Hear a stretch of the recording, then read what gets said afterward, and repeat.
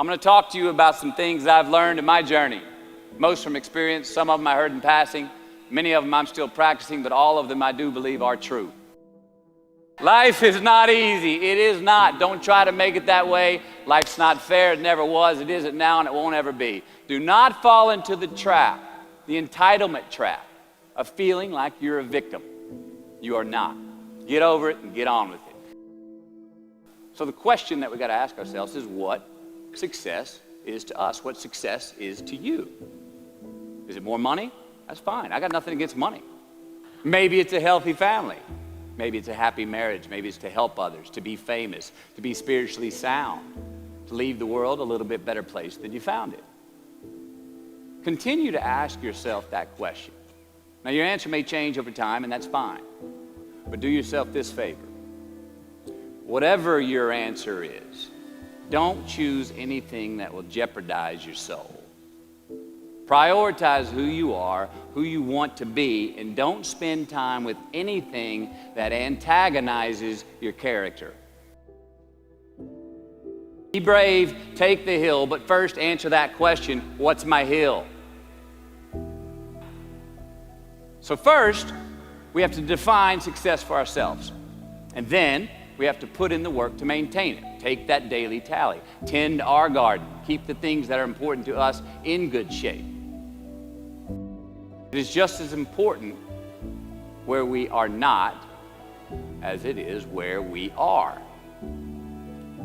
Look, the first step that leads to our identity in life is usually not, I know who I am. I know who I am. That's not the first step. The first step's usually, I know who I am not. Process of elimination. Defining ourselves by what we are not is the first step that leads us to really knowing who we are. You know that group of friends that you hang out with that they really might not bring out the best in you? You know, they gossip too much, or they're kind of shady. They really aren't going to be there for you in a pinch.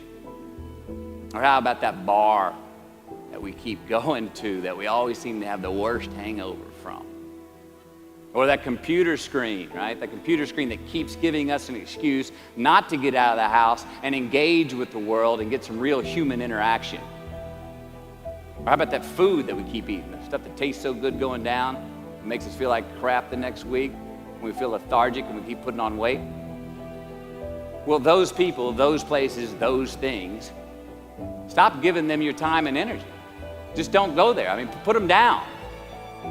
And when you do this, when you do put them down, when you quit going there, and you quit giving them your time, you inadvertently find yourself spending more time and in more places that are healthy for you, that bring you more joy. Why? Because you just eliminated the who's, the where's, the what's, and the when's that were keeping you from your identity. Like, trust me, too many options, I promise you this, too many options will make a tyrant of us all. All right, so get rid of the excess, the wasted time. Decrease your options. And if you do this, you will have accidentally, almost innocently, put in front of you what is important to you by process of elimination. Knowing who we are is hard. It's hard. So give yourself a break. Eliminate who you are not first, and you're going to find yourself where you need to be. Instead of creating outcomes that take from us, let's create more outcomes that pay us back, fill us up, keep your fire lit, turn you on for the most amount of time in your future.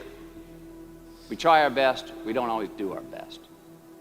Well, architecture is a verb as well. And since we are the architects of our own lives, let's study the habits, the practices, the routines that we have that lead to and feed our success, our joy, our honest pain, our laughter, our earned tears. Let's dissect that and give thanks for those things. And when we do that, guess what happens? We get better at them, and we have more to dissect. Be discerning. Choose it because you want it. Do it because you want to. We're gonna make mistakes. You gotta own them.